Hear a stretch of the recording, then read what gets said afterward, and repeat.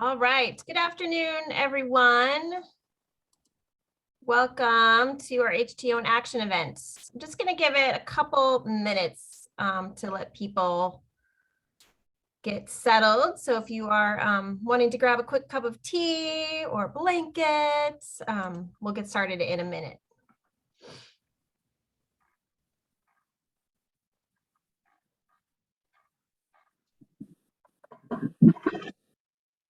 And while we're waiting, if you want to introduce yourself in the chat, we would love to know who is joining us today.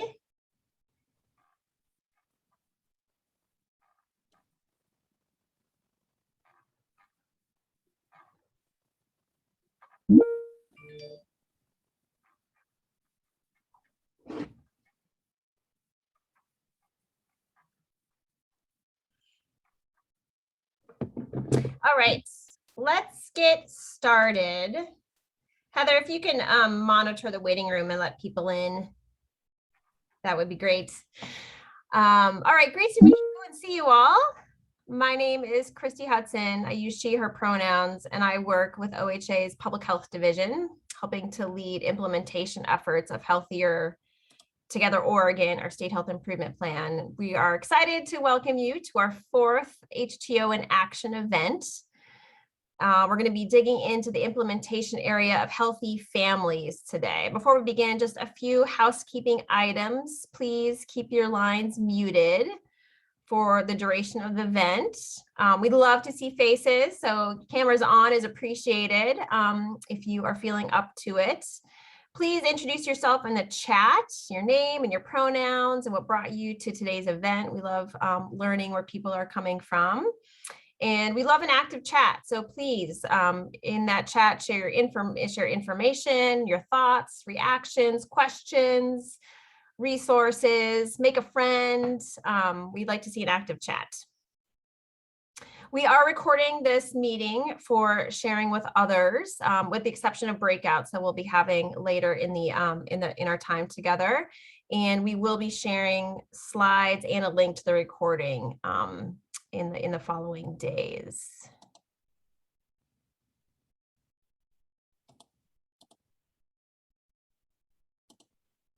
All right, I am going to advance to the next slide here. Okay, a quick note about language accessibility. Heather, did our interpreter join us yet? We are still waiting. I'm watching for her name to pop up in the chat. Okay. For those who are interested in Spanish interpretation, we are hoping a Spanish interpreter will be joining, and we'll let you know if that becomes available. But in the meantime, we have closed captioning, and you can turn that on a number of different ways by clicking on that CC button at the bottom of your screen. All right, so before we begin, I just want to take a few moments to share OHA's acknowledgements to community, starting with the tribal lands that we all call home. We acknowledge that what we now call Oregon is the ancestral lands of many tribes, those now federally recognized and not. We are here because this land was occupied and its traditional people were displaced by colonists and settlers. As settlers and our guests, we recognize the strong and diverse Native communities in our region today, from tribes both local and distant, and offer respect and gratitude for their stewardship of these lands throughout the generations. And we invite you to learn a little bit more about the tribes in your particular part of the state. And there is a link that I think Liz is going to be putting into the chat for us. You can take a minute to explore that. OHA acknowledges there are institutional, systemic, and structural barriers that perpetuate inequity and have silenced the voices of communities over time. OHA is committed to partnerships, co-creation, and co-ownership of solutions with communities disproportionately affected by health issues, so they can actively participate in planning, implementing, and evaluating efforts to address health issues. OHA recognizes community-engaged health improvement is a long-term and dynamic process. OHA is striving to engage with communities through deliberate, structured, emerging, and best practice processes. And finally, OHA is striving to make engagement with public health effective for communities, especially those communities that experience institutional, systemic, and structural barriers. So thank you again for all being here to share with us and with each other on how we can advance health equity for folks in our state. Here at OHA, we are really trying to do our work differently, and really thank you for your grace as we learn. So today is the fourth in a series of 8 events that we've been putting on to highlight the strategies and activities identified in Healthier Together Oregon, or HTO, which is our state health improvement plan. The purpose of these events is to convene partners from around the state, people like you who are working to advance health equity in your community. And this is an opportunity to dig a bit deeper into the strategies and activities of this big plan and share examples of work in progress, and also connect with others. So in terms of our time today, I'll first be providing a brief overview of Healthier Together Oregon and specifically strategies within the Healthy Families implementation area. And then I'll be turning it over to a few partners who are doing this work. I'm super pleased to welcome folks from the Family Preservation Project and the Family Connects program. And then finally, if we have time, I'm hoping that we'll have some time for breakouts to get you into small groups to talk a little bit about the work you're doing and help us identify ways that we can move forward together. So a brief overview of Healthier Together Oregon for those who are unfamiliar with this plan.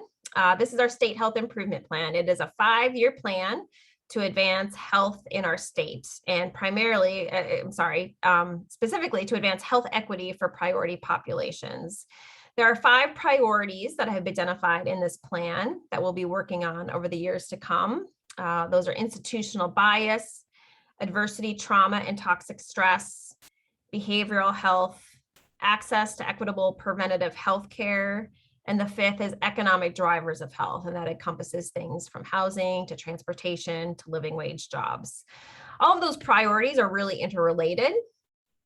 And so we have organized the plan and the strategies of the plan within 8 implementation areas, and I'll tell a little bit more about that in a few slides. There are 16 indicators that have been identified, and we'll be using that data to monitor our progress over time. That data is all available on the Healthier Together Oregon website. And 62 strategies. So this is really the actions that have been identified, and a few of those strategies we're going to be digging into today.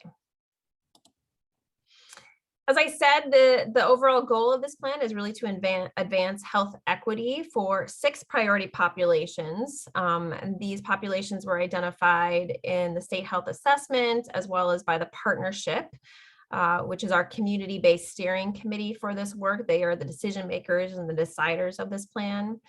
So this plan is specifically about advancing health equity for Black, Indigenous, people of color, and American Indian, Alaska Native communities, people with low income, people with disabilities, people living in rural areas of the state, people who identify as lesbian, gay, bisexual, transgender, queer, and questioning, and immigrants and refugees.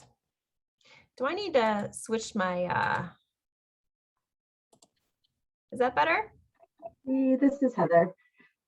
I think there's maybe you might have some boxes open that are creating some black boxes on the screen, so the titles at the top of the slides aren't able to be seen. And then also, Carlos has joined us for interpretation. If you'd like for him to introduce himself, he's here. He's going to be covering for Mary today. Great, thank you. Carlos, before I sign you as an interpreter, would you be able to make an announcement about how folks can join that interpretation? Of course, thank you. Buenas tardes. Yo les voy a estar proveyendo servicios de interpretación al español. Ahorita en un momentito, cuando me asignen de intérprete, va a haber una opción en su pantalla. Hasta abajo van a ver como un globo. Si le dan clic ahí, les va a dar la opción de en qué lenguaje quieren escoger, ya sea English para inglés o Spanish para español. Si gustan escucharme en español, denle clic al de español. Ready, Christy? Thank you, Carlos.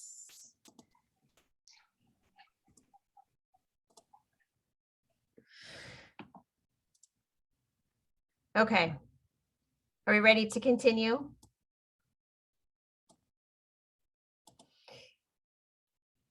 Heather, are you still seeing that box on my screen? I still am. Okay. Is that better? No. No. Oh, Zoom. Are you seeing the slides or the slide notes version? The slides, it's just covering the title. Huh. That is really weird. I'm sorry, folks. All right, I'll just stop and try to reshare. Thank you, Christy. Yeah. You'd think we have it all figured out, you know? How's that? There are more black boxes than More black before. boxes. Oh my goodness. Would you like one of us to, oh, you're getting them, they're going now. Whatever you were doing, keep going. Is that better? Well, there's one left. Oh my gosh. All right, let me start at the beginning again. Oh, maybe it's because I've got that on.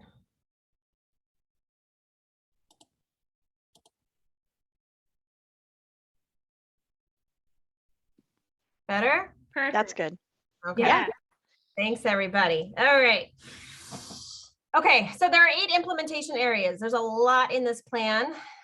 We're just going to be focusing on one area today, the healthy families area. But as you can see, the other areas of the plan have strategies around equity and justice, healthy communities, housing and food, behavioral health, healthy youth, workforce development, and technology and health. So we're not going to be going into all of these today, but encourage you to explore these other areas at the website, or we will also be focusing on each of these areas in future Healthier Together Oregon in Action events.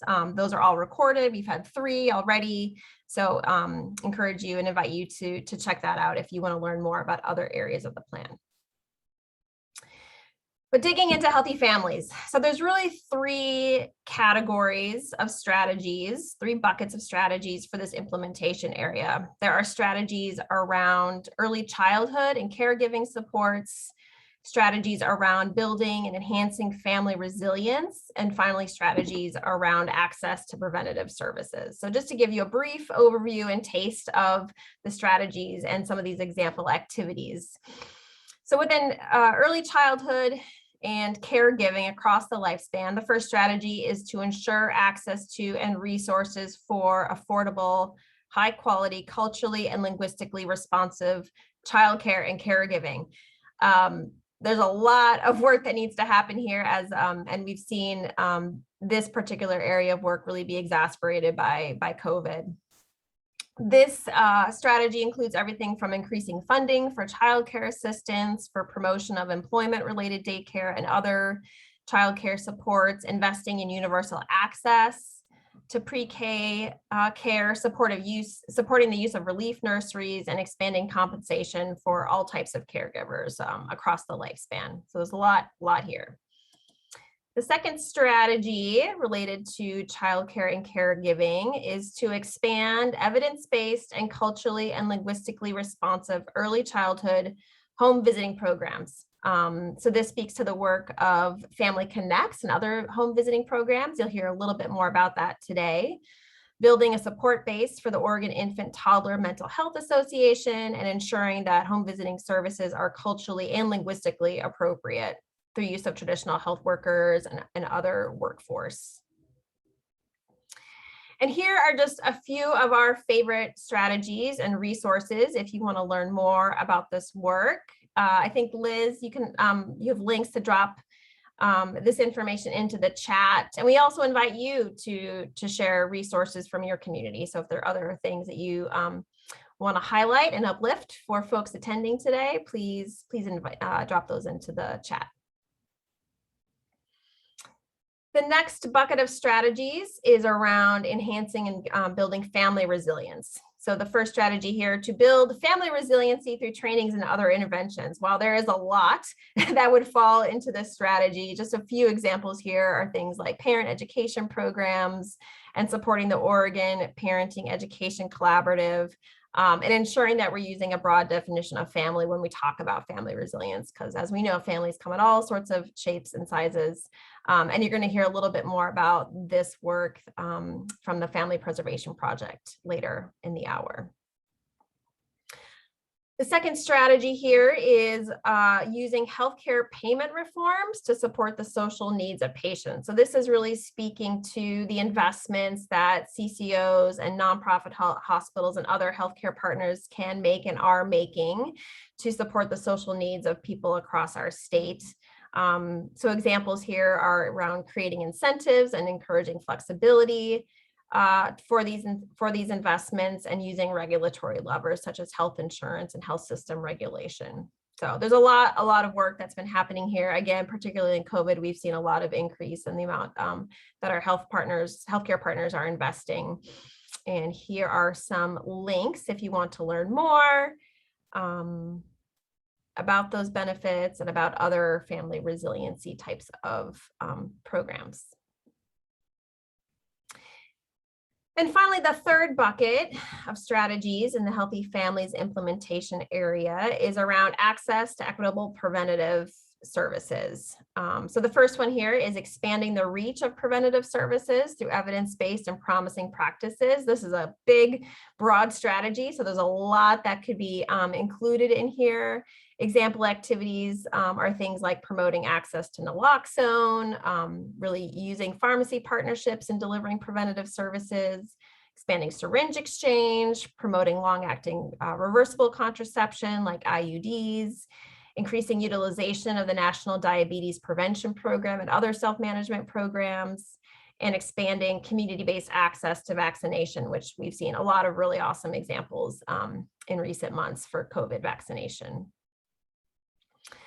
The next strategy here is increasing patient health literacy. This is really meant to focus on the role of providers and supporting providers in their work to increase patient health literacy. So a lot of this strategy is around ensuring that providers have access to health literacy trainings, either online or a variety of formats, with the end result of helping patients improve their health literacy.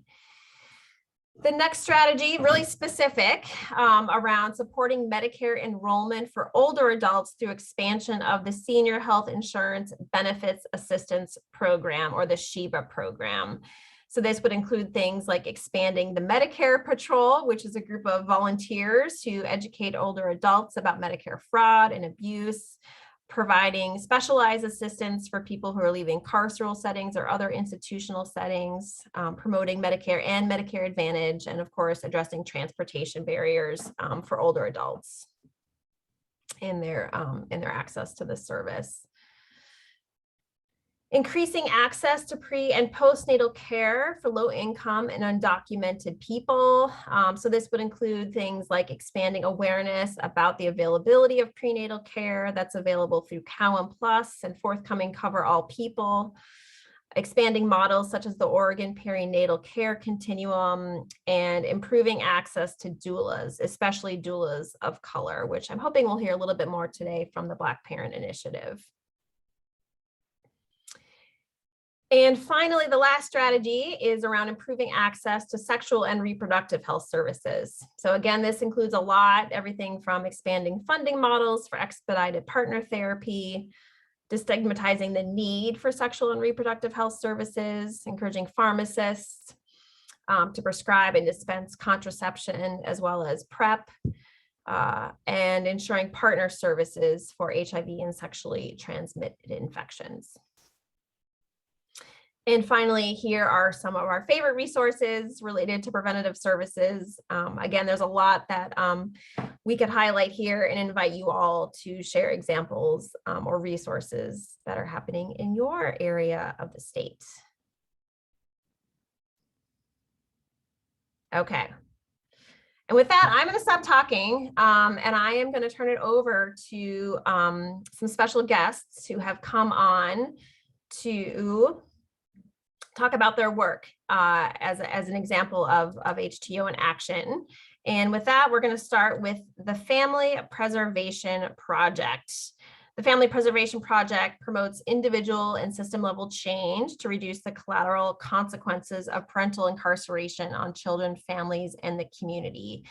The Family Preservation Project provides 8 direct service programs, 4 of which operate inside the Coffee Creek Correctional Facility in Wilsonville.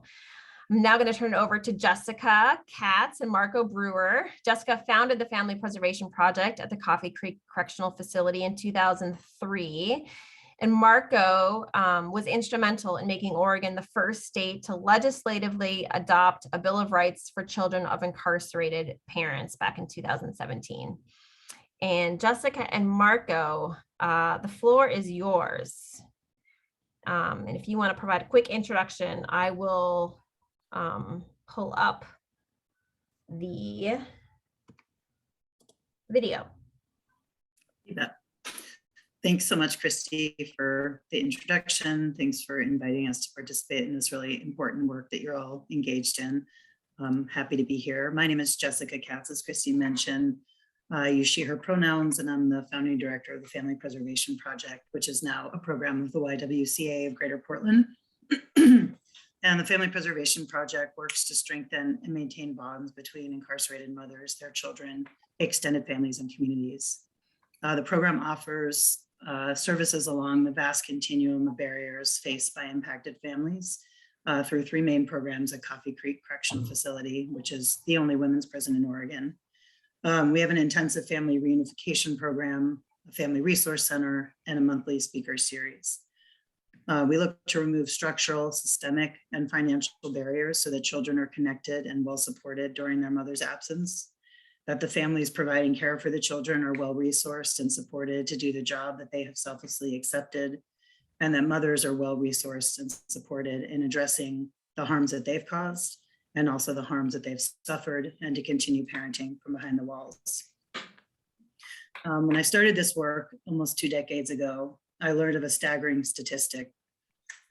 It said that children of incarcerated parents were 75 times more likely to become incarcerated themselves. This statistic was useful in mobilizing the community to take a deep look at how we might impact this deeply troubling outcome.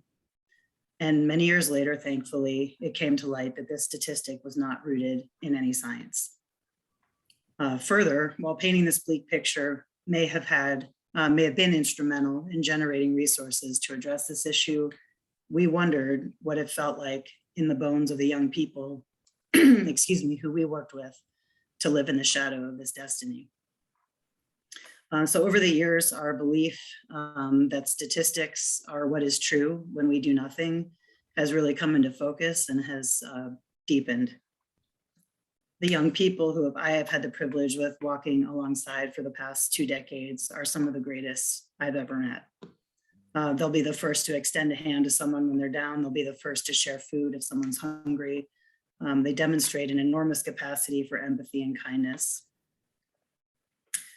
And I think that we saw so much goodness come out of the work we were doing, and began exploring some work that had been done in San Francisco through the Children of Incarcerated Parents Partnership to create a Bill of Rights for children of incarcerated parents, and to really recognize that young people are deeply impacted, and there's no social safety net that catches them, and there's no systemic response to supporting them through this really difficult period. So we started to imagine what it might look like to try to introduce the Bill of Rights for children of incarcerated parents in Oregon. And then a lot of moms that had been served by the program, their children, their families, just dug really deep, worked incredibly hard, built a coalition of people. And in 2017, Oregon became the first state to pass a Bill of Rights for children of incarcerated parents. And I'm not sure, Christy, if we're gonna be able to show the 10-minute film. Okay, great. So in support of this work, we thought it was important to spend some time with young people to talk about what happens in the absence of their rights being recognized as their parent moves through our criminal legal system. Brian Lindstrom, a very lovely, talented filmmaker who made a film about the Family Preservation Project called Mothering Inside, agreed to spend a bunch of time with directly impacted young people and their moms to talk about this issue. And the 17 hours of interviews culminated in a film called Like a Shield. And we were hopeful, as we had seen with Mothering Inside, that bringing these issues to life through film had a really deep impact on our being able to bring people inside to an issue that's very cloaked, that's very shrouded in mystery and intrigue, and to allow more people to come in to the work. So with that, I think we're going to show the 10-minute film. We have a little more time than we had thought we had, so we'll show the film, and then afterwards, I will love to introduce Marco. Great. Thank you. Thank you, Jessica. Okay, I think I got this all queued up to play. And just someone chat at me if we're having some buffering issues or any technical difficulties. Okay.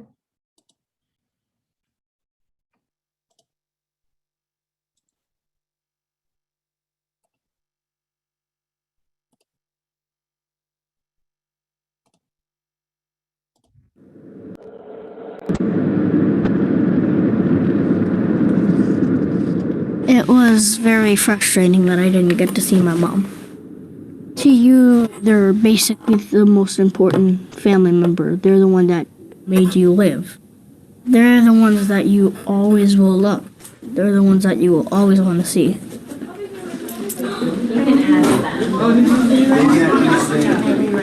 You have lost your worlds, and it's through your own choices is what hurts the most. Taking accountability and looking at, I made that choice, yet they suffer the consequence. My shoes? Pretty much right when I went in, I knew I never wanted to use again, and I wanted to be a mom. Realizing the damage that I had created, processing through that, I got motivated. I was determined to do something different. I was determined to fight.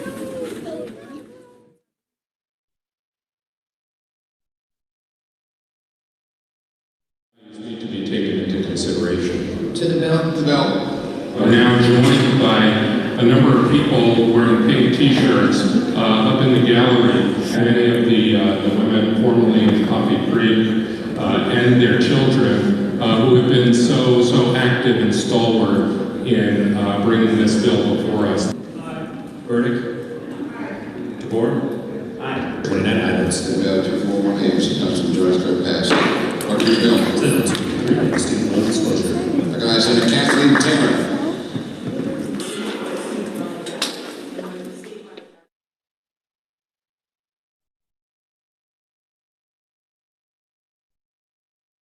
I have the right to be kept safe and informed at the time of my parents' arrest. I just remember them pounding on the door, and that's it. I had my baby in my hand, and they pushed me down on the couch. My kids came back from the bedrooms one by one with their hands up. I was playing laser tag, and then when I came out to go meet her, she was gone, and they told me that my mom was in jail, and I was really upset. I dropped him off at daycare and didn't ever come back to pick him up. I wanted to know what was going on. My kid's number one question was, are you safe in there? It was good for them to know that, yes, I'm incarcerated, but I am safe and I'm okay, and they do feed me, and that I'll be here. I have the right to be heard when decisions are made about me. Actually, I don't think we ever got told anything, really. We were just told to live with our grandma. If you don't get heard, you don't really get a choice in the matter. You, are forced to do something, and you, feel like you don't have a voice. You feel like you're not important. I know, I felt like that. I have the right to be considered when decisions are made about my parents. Hear the kid. Hear them if they're sad. It doesn't mean something has to change. Just let them learn to have a voice. I have the right to be well cared for in my parents' absence. Children still deserve to be cared for, and despite the poor choices that their parent may make. Yep, that's a no-brainer. Doctors, dentists, school, food, health insurance. I have the right to speak with, see, and touch my parent. It had been 17 months since I seen my boys. I didn't see my kids for 21 months when I first got arrested. I wrote and I wrote and I wrote to try to get, some communication started, some open line of communication with my children to let them know that I still love them, that yes, I made a poor mistake, but I still love them. I think about them every day. I didn't know if the letters ever made it. I couldn't talk to her or tell her what was going on. I couldn't explain that I wanted to talk to her every day, and I just wasn't allowed to. Like all of a sudden she wasn't talking to me, so I just felt like she hated me. I was appealing my termination for my parental rights, and so my DHS worker wouldn't permit me to have phone calls. For 2 years, I wasn't able to see her.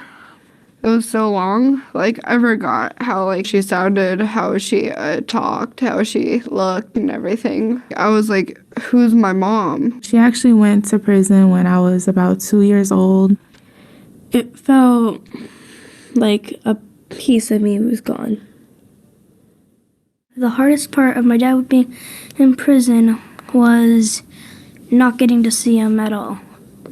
I got calls, but I didn't see him at all because his prison was way too far away. All they wanted to do was see me, to touch me, to kiss me, to love me, to hug me, and they craved to have their mom. And every visit was a huge reassurance that I do love you and you do matter. And they did better in school every time they saw me.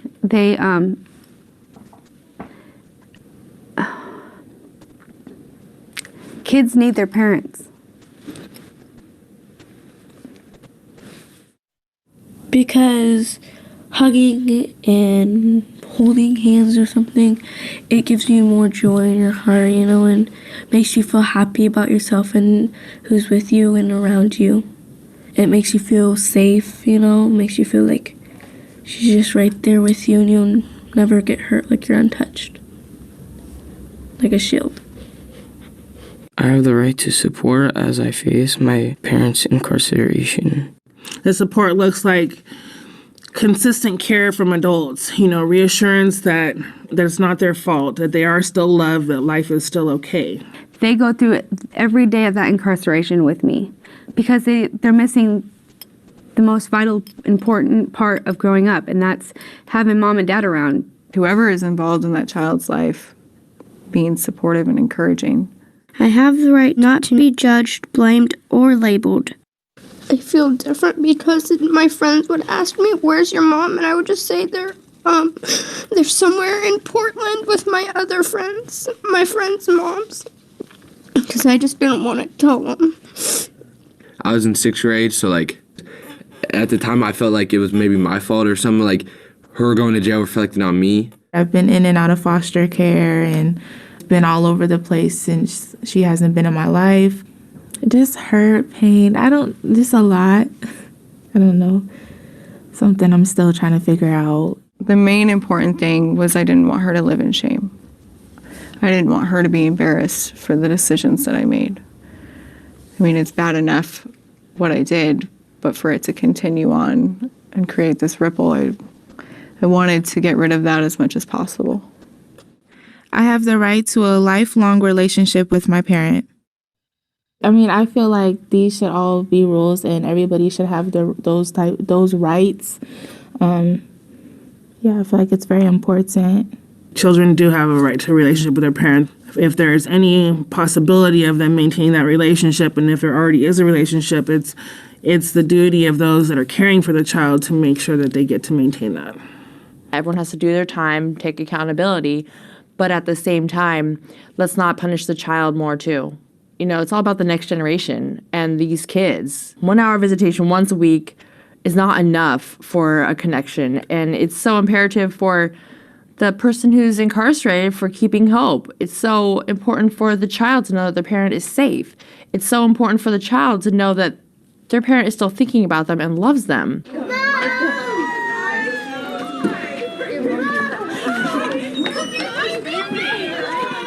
Makes me feel better too. This is what makes me feel better. Milk in Spanish. Leche. High five. Good job. Hey, he's barely peeking on us in that one. Oh, yikes, with spikes all down my spine or hair that's a porcupine. I still would be the same, you see. I like myself because I'm me. My goal is to join the military when I turn 18, and I just feel like there's a lot of people that I can help. This is something I'm good at. A volleyball player or artist? I want to be someone who can help animals. A veterinarian, a zoo person, aquarium. I don't care. I just want to help animals. I want to work with pets a lot. I want to be a doctor that does surgery. I would like to be like a professional dancer, or like I would like to be a teacher or a doctor. I want to be just what my mom was. She worked at this children's school for people that had disabilities. I want to help someone. I want to help people.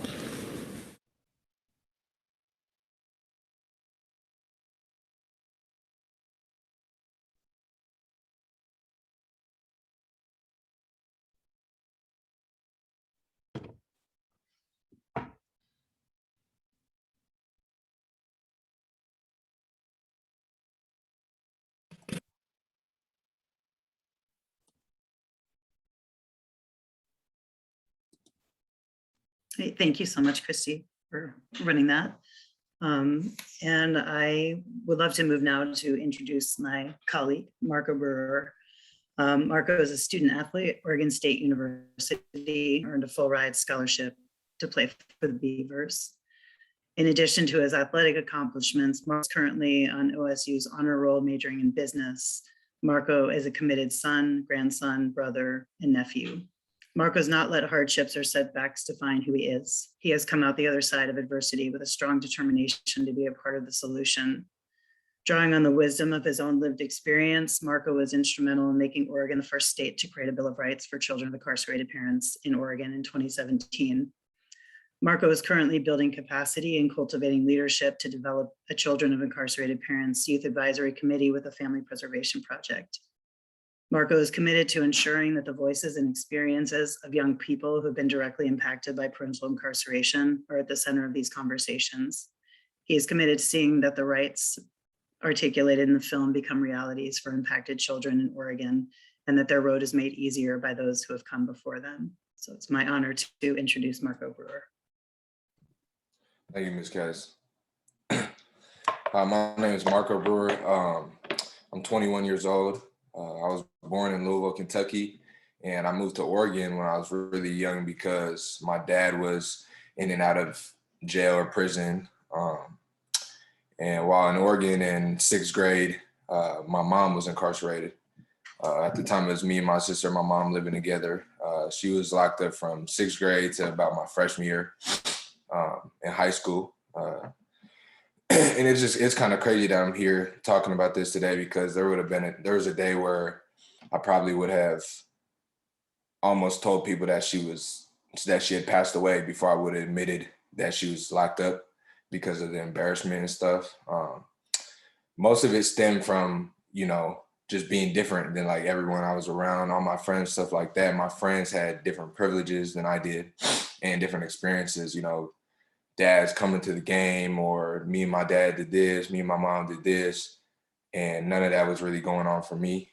I also went to a decent school, and I had a lot of friends that were pretty wealthy, right? So, I have a lot of friends that are just gonna inherit businesses one day, and we were never the same, but they're my friends, so I always stood out, and I just never wanted to let them know where my mom was.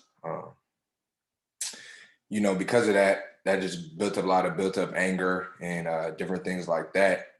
And, I pretty much got lucky that I was able to outlet all my anger and different things like that to sports. And I really just took sports, and sports just taught me everything about how to live. It's really crazy how much privilege can set people apart, because, little things that you might not even think about. The difference between, a kid who just, he might not be rich, whatever he might get 3 meals a day from his parents. They cook for him. you know, that another kid's not even getting that. And it's just so many little things like throughout the day that you might have had or might not have had that you don't even really think about, that really goes into, you know, a child being raised and a child developing into who he is. You know, so it's important to focus on kids, obviously, because it's the next generation. It's, you know, it's who's gonna rule the world, and also to just break the cycle. You know, break the cycle of incarceration. Like Ms. Katz said, you're 75% more likely to be incarcerated if one of your parents were. I'm not really sure what the number is if both your parents were incarcerated. You know, and financially speaking, obviously, breaking that cycle is much cheaper. I was a part of Family Preservation Project, and it helped my family big time, and, you know, kind of built this together. I didn't go as much because I had a lot of anger from my mom at the time. The night that the days that she had gotten incarcerated, me and her had an argument. Her head was, you know, she's great now, but her head wasn't in the right place. So after this argument, she had said something like, you know, if you want me to leave your life, I will. And it just happened to be that she went to jail later that day. My grandma was out of town, and my little sister was in about probably first or second grade. And so my uncle at the time texted me, let me know my mom had gotten locked up. And I had to, you know, I just fed my sister whatever we had, you know, slept with her, woke up in the morning, got her dressed, walked her to school. And then I walked to school, and I went through that whole school day.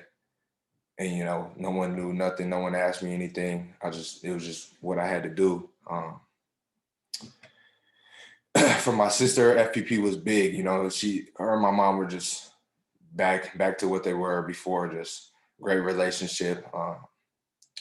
And as a whole, and as far as like the whole group of FPP, people who are in FPP, it really just showed that there's other people who are like us. You know, they might not necessarily be our best friends and stuff like that, but there's people who are like us, whose parents are, you know, incarcerated and stuff like that. And it's not something to be embarrassed about at all. You know what I mean? Because it has nothing to do with you at all. Through FPP, the fact that we're able to talk about that and be, you know, get comfortable and be loved and all that stuff was huge. Because, you know, it just taught us that we're just regular people. You know what I mean? So, you know, the Youth Advisory Council that we have started, you know, it's essential because it's within, you know, it's the people who are going through it. You know, I've been asked to do certain talks like, oh, what could we do to help kids, stuff like that. And, you know, I think I had a teacher ask me that, and I had a pretty tough time answering because sometimes it's hard for a single teacher to help a single person, because why would I, you know, get into it with you about what I'm going on, stuff like that. So I think it's important to, like, you know, form this group and look, hey, like this is the same thing going on. You know what I mean? Like, and it empowered us. And so we have a pretty big group of people who the first couple of times we might have, you know, gotten together and had an event, it was just kind of like, you stay with your family over here, you stay with your family over here. And now it's like, you know, some real love and, you know, talking about different stuff and things like that, which is, you know, great to see, especially for the young kids. You know, it's just super great to see, because I can speak for my sister and we would have never told anybody about our mom. And I assume it's the same for a lot of other kids. So the fact that they're in a group together, like, you know, talking about it and stuff like that, is just great to see. You know, so it's important for kids to be around other kids that they can relate to. You know what I mean? Because that was a problem with me. I wasn't around anybody I could relate to. And it built a lot of jealousy and anger and just like confusion, like, dang, like these people are going on vacation twice a year. Like, I ain't never been on a vacation. You know what I mean? So yeah, the youth advisory is helping kids feel comfortable, teaching them that they're normal, that there's nothing wrong with them. And yeah, you know, the goal of the youth advisory is, you know, we have goals and steps that we know we need to take, but it's also kind of unmeasurable because there's no endpoint to this. You know what I mean? We're just doing all we can. So yeah, that's all I really have to say. Thank you guys. Thank you so much, Marco. Appreciate you. So I think that really concludes our contribution for today. We're hoping that this work that is going to be driven by young people grows, becomes more powerful, gets some sustainability, and that with the young people at the center, we can move some of the work of the Bill of Rights forward so that it's meaningful for the kids who are directly impacted in the state now and for the foreseeable future. So appreciate all of the work and actually supported the Oregon Health Authority for that work that we did and for all the good work that is encompassed in the statewide plans. Thank you so much for having us. Thank you so much, Jessica, and thank you, Marco, for sharing your story today. Really powerful and lots of love coming to you from the chat. I do want to leave some space for questions, perhaps, but I'm wondering if maybe we can turn it over to Kate to share a little bit about the Family Connects, and then leave some space for questions from attendees. Does that sound good? Okay. All right. So the next, I just want to say, we were hoping to have a guest from Black Parent Initiative today to share a little bit about their work. I don't see who I was expecting to see on the list of attendees. So unfortunate that I think we'll have to skip that, but I do encourage you all to check out Black Parent Initiative. We can drop a link to their website in the chat. They do really awesome work, and maybe we can bring them on at a future event to share. But with that, I'm going to turn it over to Kate Wilcox, who is the section manager of the Maternal and Child Health Program with OHA's Public Health Division, to talk a little bit about Family Connects, which is Oregon's universally offered home visiting program. And this was a new program that was established by the Oregon legislature in 2019. And so I know I'm really excited to get an update on implementation and hear how it's going and hear what the next steps are. So with that, I'm going to turn it over to Kate. And Kate, while you introduce yourself, I'm going to pull up your slides for you. And hopefully you won't have the same trouble as last time. Thank you, Christy, and thank you, Jessica and Marco, for sharing what you just shared. It was super powerful, super brave, and just really appreciate both of you. The work that we're doing with Oregon's Universally Offered Home Visiting Initiative is going way upstream to work with families of newborns. So why don't you, I'll first introduce myself. I'm Kate Wilcox. I use she, her pronouns. I'm the section manager for the Maternal and Child Health section in Public Health. We have partners on this program, and we are getting the black boxes again. So, and the slides are really pixelated, so you might want to turn off some of those other pieces. Our partners on this are the Early Learning Division, which is soon to become its own division, the Division of Consumer and Business Services, and you'll see why in a minute. That looks great, Christy, thank you. And then the Family Connects International group out of Duke University, who develops this evidence-based model. Next slide, please. So why is this important? It's important because we know that the birth of any child is a big change for any family, whether it's your first child or your fourth child. Most families welcome support because that child introduces a change to the constellation of the family. And that means that there are different strengths and challenges, and getting families connected to services can really support them as they integrate this new baby into their lives. So the whole program is really about starting off from the very beginning to strengthen families by offering a voluntary home visit by a nurse shortly after the birth of the child.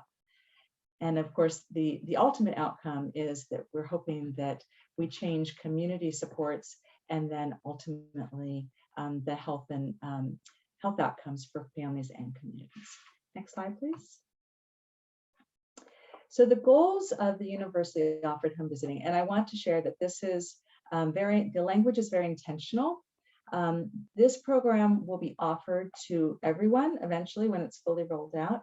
It is a voluntary program. So only if a family chooses to participate will they participate. It's their choice. But what we hope that this does is it creates and strengthens the community level systems of care, for newborns. So, and it offers new supports for families as they integrate this child. And it doesn't have to do with any kind of risk or insurance status or anything. This is offered to all new parents. It increases access to services at the community level and supports. And it also promotes collaboration and coordination across the early childhood home visiting systems. And so that collaboration and coordination just provides that foundational system of care that families need and can then access. And ultimately, it improves the health outcomes for families across the life course. Next slide, please. As Christy mentioned, in the 2019 session, Senate Bill 526 was passed. And the whole idea was to help families have a healthier start to life with their newborn. So it has two mandated components. One is it directs OHA to design and implement this program. And it also requires commercial health benefit plans to offer this service to their members. So this, again, it's not about any income requirements. It's an acknowledgement that this integration of a newborn is impactful to any family. So Oregon was the first state to have legislation. New Jersey and Connecticut now also have some legislation. And we are the first that are trying to look at how we roll this out statewide. Next slide, please. So the model that meets the letter of the legislation is called Family Connects. And it is an evidence-based model that was developed out of Durham, North Carolina. And it's recognized at the federal level as meeting a certain threshold of evidence. And they continue to do evaluation and continue to learn and try to improve the model. Next slide. So the model looks like this. It has these 4 fidelity components, as we call them. 1, it must be offered to everyone. 2, it will be at no cost to recipients, no out-of-pocket cost for recipients. And the 3rd pillar is that the visits are scheduled around 3 weeks after the birth of the baby. And it's a real brief intervention. We'll see that in just a moment. And then that it is provided by a registered nurse. And that is because some of the components of the model include elements that require a nursing license to do. Next slide, please. So the program is sort of a 3-legged stool. The home visit is just one component. Probably the most important component is what we call community alignment. And that's that really strong community level system of care for families of newborns, because you can have a home visit and you can make referrals for those families to the services that they choose. But if you don't have the services available, it doesn't really help in the way that it could be and should be. So that community alignment, creating that system of care is really important. The home visit is a relatively brief intervention. It's not like other types of home visiting programs that we have that are more long-term. This is a brief intervention to do a few assessments and screenings and education opportunities and help the family decide what, if any, supports that they would like to have, and then making those referrals. And then data and monitoring are important. And when we talk about data and monitoring, we're talking about, are the services there that families need? And if not, how do we continuously improve that system of care so that families' needs are better met over time? Next slide, please. So what does this mean for a family? Typically, a family is knows or is educated about this model and told about it during their prenatal visits. Then when they give birth, typically in a hospital, they'll be asked and they'll be reminded about the program and shared what they could expect and asked if they would like the opportunity to have the home visit in about 3 to 4 weeks. And if they agree, then the home visit is scheduled at that time. Then 3 to 4 weeks later, the nurse comes out and conducts about a 90-minute home visit where the nurse will conduct maternal health screenings, newborn health screenings. They'll do education about the types of child safety. So they'll talk about safe sleep practices and talking about what can be expected in the infant's new early life. in terms of infant crying and looking at parent-child relationships. They'll look at the home. How's the home? Is it, are there any safety hazards? Does the family have what they need? And then talking with the parents. Do the parents have the supports that they need? And so then the referrals based on all of that are made with the family. Sometimes families need a second or third visit. They can have up to 3. One nurse might not be able to get through all of the components of the visit in one visit, or they may want some more follow-up, more intensive follow-up. But then about 4 weeks after that last visit, they'll get a call and from a follow-up person and ask, did you get what you needed? Is there anything else that you need? So we're trying to make sure that the families really do get connected to those services. Next slide. So the evaluation has shown to this point that 94% of families served had at least one need for education or community resources. That families that participated experienced more connection to those community resources at 6 months. So what they're saying is that while families get connected, this model really destigmatizes and normalizes families reaching out to get services over the lifespan of that child. So it starts at newborn and continues. More positive parenting behaviors with their infants at 6 months, so more nurturing, touching, reading, connecting. 28% less clinical anxiety reported by mothers. So maternal mental health and postpartum depression and types of disorders can really impact how a mother and a newborn connect and attach. And this model has shown that that really helps to reduce that connection or that anxiety. Higher quality home environments, so better safety, more books, toys, learning materials. A 39% reduction in child protective service investigations at 60 months. So that shows that by destigmatizing the desire to reach out and connect, and normalizing that actually it helps families stay connected to services and reduces the needs for child protective service investigations. It also has impacted the disparities between Black and white participant families. So it's really reduced the disparity gap around maternal anxiety disorder, around child abuse investigations, and around infant emergency medical care. Next slide. So Oregon has spent the past 2 years getting ourselves started. We had 8 early adopter communities. There's a whole lot of preparation that has to happen at the beginning to set up that system of care, make sure it's strong for the families, set up the processes with partners in the community about how they're going to engage families. And so it takes a little bit of preparation. And just when we were about ready to start providing services, the pandemic hit. And that put us about a year to year and a half, and in some communities, 2 years behind schedule. So the 8 communities spread out. We did launch in May, services in Lynn, Benton, and Lincoln County, and also in Marion County. And Polk will be added in a future date. In June, we started seeing services for Washington County. And in September, we started providing services for Deschutes, Jefferson, and Crook counties. Now, I will say we started very small little communities because we have to learn how to do this well. And we are only starting right now with the Medicaid population because we are still working with our commercial health plan providers on how to contract and provide that service for their members. Next slide.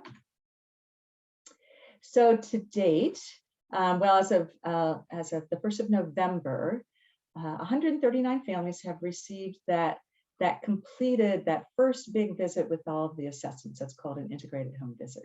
So you can see where those families have been, and we're continuing to build out those programs. We want to do that and really anchor and understand and get our own processes in place before we start expanding to other parts of the state.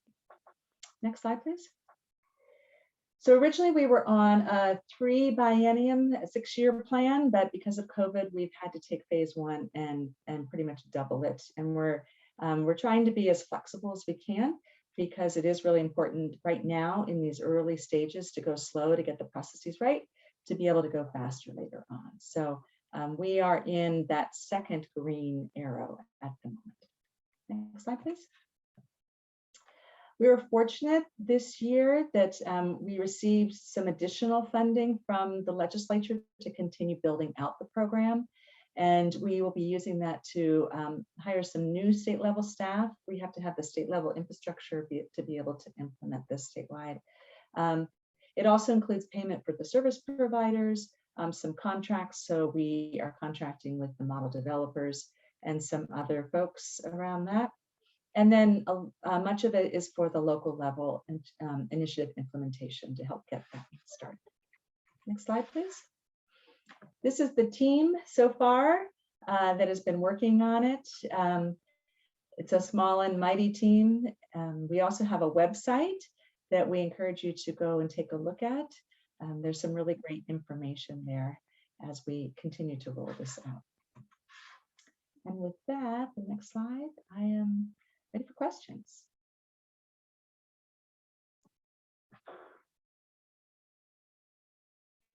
I do want to make sure we've got time for breakouts. So you're on mute, Chris. Can you hear me? Okay. Let's open it up to questions to either Kate or Jessica and Marco. You can either chat those in, or if you're feeling brave and want to come off mute, and we'd love to see your faces and hear some new voices. What questions do you have about either the Family Preservation Project or Family Connects, or about any of the strategies in HTO in general?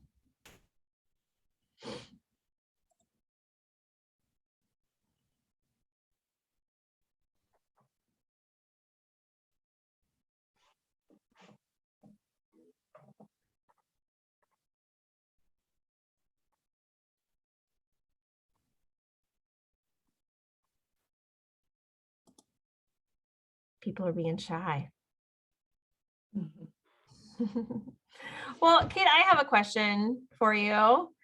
For about the Family Connects program, how are y'all ensuring that the services are culturally and linguistically responsive? That's a really great question. We are working hard to build out the equity strategy that goes along with this. We're up against a couple of really tough situations. First of all, this is a nurse-driven program, and we know that we have a nursing shortage, which is getting greater and greater. And we also know that the nursing workforce is not as diverse as we would like it to.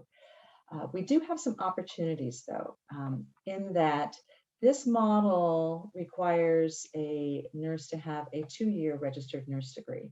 So we are looking to two things. One, working with community health workers, because there are parts of that continuum of what you saw with the family experiences that can be done by a community health worker. So talking about it in the prenatal clinic, or connecting with families in the hospital just after they've given birth, or the follow-up call afterwards. Those all can be done by community health workers to help bring in the cultural and linguistically responsiveness to that, and also working with the nurses as they're in the home. The other thing is, it would be really exciting. This is part of my vision. I don't know where we are with this yet, because we're just trying to stand it up. But it would be really exciting if there were community health workers who were also interested in getting their 2-year RN license. And if we could figure out a way to support them, scholarship them to get that 2-year license, and then they go back to their communities and provide the service to their families in their communities. That would really, I think, in many ways, solidify, one, you've got a community member who's trusted as a nurse and providing the services for their community members, and then it also is culturally and linguistically responsive of what that community needs. Great, thanks, Kate. I've got one more question for you, and then I'm gonna circle back to a question about Family Preservation Project. But Deborah Martin asks about, I guess Deborah, are you talking about Family Connects or Family Preservation Project? Or maybe both. I don't want to assume. In all honesty, it's a combination of both. Okay. Because it really, I like what's being said, but the reality is that doesn't look the same in all communities. Right, right. And so the work I do is I work with a lot of older adults and kinship providers who are providing care for either grandchildren or are, you know, a niece or a nephew? And how would that, you know, how are you planning to address that for those types of families? Especially when in some cases, it may be multiple generations residing in the household. Yeah. Thank you for that question, Deborah. The legislation specifically states that this must be offered also to families of adopted and foster kids. And for us, it's about who are the caregivers in the household. And that's the beauty of having an in-home home visit, is you can interact with whomever is the caregiver. Even though the birth parent gets the physical assessment, the education and the assessments can include all caregivers within the home. Thank you. Jessica, do you want to talk a little bit about the Family Preservation Project and how it might engage with grandparents and other caregivers? I think Deborah's question was for both. Sure. Yeah, thank you. So whoever self-identifies as the caregiving family is the family that we work with, and that could be multiple families. Oftentimes, kids may reside in different homes, and so we try to engage anybody who's providing care and bring them into the community and try to create a village of support. So that we work with have while the moms and kids are visiting together, have a group that they spend time in together and hopefully build community, and as we support them, support one another as well. So oftentimes it's grandparents, and sometimes it's kinship, and sometimes it's uncles, and whoever it is welcome in and supported. Thank you, Jessica. Thank you. All right, and Kelsey had asked, can you clarify how Healthier Together Oregon is supporting the work of the Family Preservation Project? This is a great question. I would love it if we had all the money in the world to fully fund sustainably the work of the Family Preservation Project, because I think it's clear that the work they do is just critically important. And, you know, moving forward, we will look to the partnership to determine, you know, what strategies they want to focus on. If we get any additional funding, where that funding might be going to. At this moment, I'd say that the work of OHA and the Family Preservation Project, at least from the Healthier Together Oregon lens, is really around kind of elevating the work they do on this type of platform and their communication with others around the state, like all of you. You know, a lot of the work that happens through Healthier Together Oregon happens in community. And a lot of that work is often outlined in community health improvement plans that are being implemented by coordinated care organizations and nonprofit hospitals and local public health. So maybe we're not being super pointed about it, but one, I think, key reason why we bring projects like the Family Preservation Project onto this type of event is to perk the interest of those of you who do work in those local communities and community health improvement plans, to think about how you might support the Family Preservation Project and or bring similar services to the folks that you are working with. And with that, I actually have a question though for Jessica and Marco related. I mean, I know we've got a lot of people from the state on this call. So what's your vision on that? What kinds of supports would you see agencies like OHA and other state agencies providing FPP?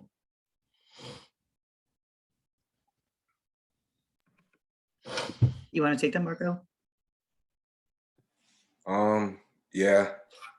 A lot of things, like there's a lot of material things that could actually be donated pretty easily. Like we're reading a lot of books in there, different activities. And then I'm not gonna lie, if the food was a little bit better in there, that might be nice as well. But I know that like we do stuff like like my grandma was getting some little gift cards for gas to get there and stuff like that, or transportation services to get there, different things like that.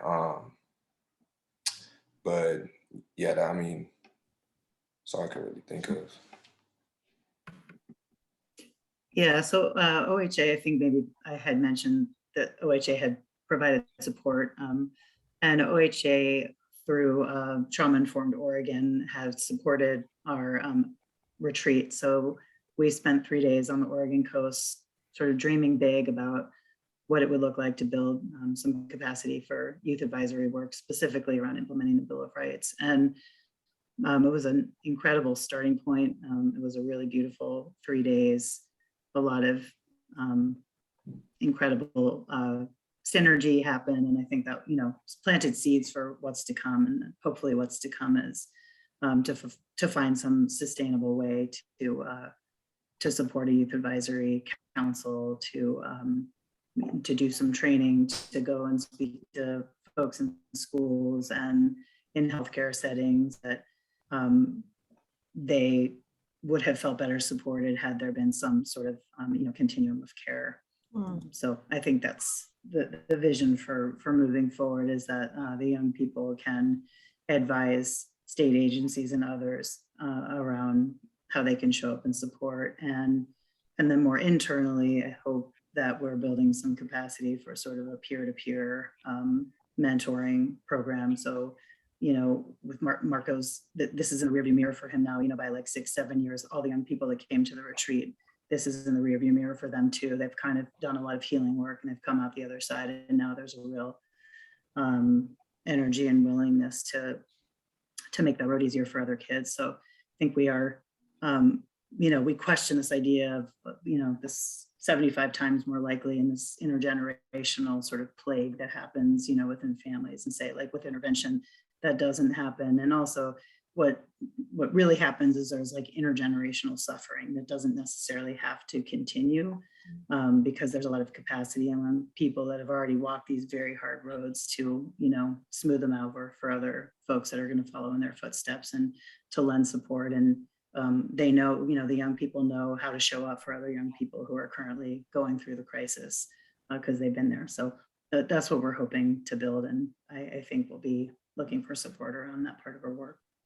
Yeah, like less, not like FPP specific, but as far as like implementing the Bill of Rights, like different things. And, I know this is also legal things too, but like I said, when my mom went away, nobody talked to me except my uncle. And then I had to figure it out for my little sister. Just, a lot of stuff like that, like through the process, when you're not at FPP and when you're not with your mom, like stuff at back home, what's going on back home, different ways you can help, their home situation. So, yeah. Yeah, thank you so much for sharing all that. OHA is right now actually exploring a memorandum of understanding with Department of Corrections. I think a lot of that has really come out of COVID response. But I think the relationships that have been built in regards to that response between Department of Corrections and OHA are really promising. And I'm gonna, and I think it's an opportunity to think about, like, holistically how we can support health for folks involved in DOC, both kind of inside and outside of the system. So definitely to bring that forward to folks who are working on that.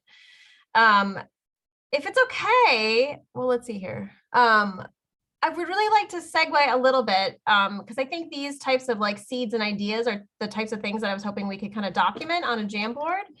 And I want to hear from others as well. So I think with the bit of time that we have left, we've got about 10 minutes, and I'm going to put y'all into breakouts. And I really hope that you stick around to continue this discussion and sharing of ideas. I dropped a link into the board. This is for a Jamboard. Hopefully folks have seen it before, but I'll give you a real quick demo for those who might be new to it, but it's pretty handy.